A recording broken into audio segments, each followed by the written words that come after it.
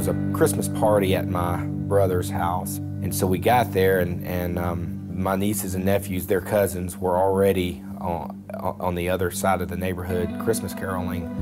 And so the kids wanted to catch up. My mother volunteered. She said, I'll be glad to carry them over there. We were kind of putting out the cookies and getting ready for them to show back up. And the phone rang.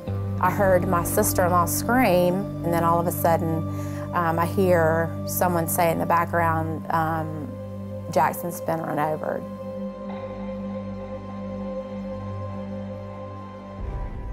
So we all rushed over there, and the ambulance and the medic team got there, and they began working on him and got him on a stretcher and got him out of there. My wife and I got into the back of a police car and went to the hospital.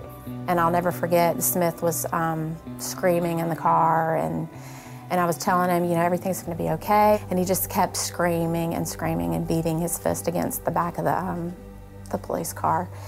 And we got to the hospital, and the doctor comes in and looks at Smith and I, and the words that came out of his mouth, I just never thought I would ever hear, that Jackson was no longer here. They couldn't save him.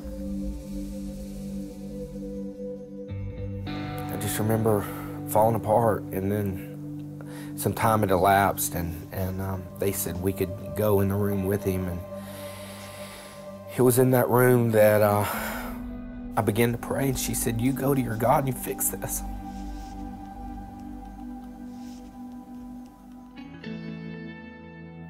As mad as I was that this was happening, I knew Jackson wasn't here, and he had to be somewhere, because I refused to believe that he was just gone.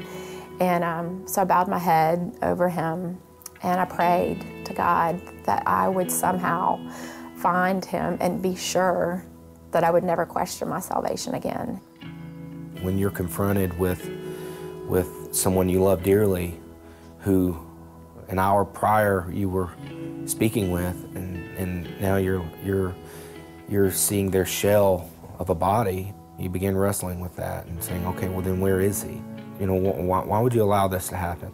Did we do something wrong? You start down the trail of guilt and shame and worry, and we started really digging into the Word. What does the Word say about heaven? What does the Word say about where Jack is? And it says a lot.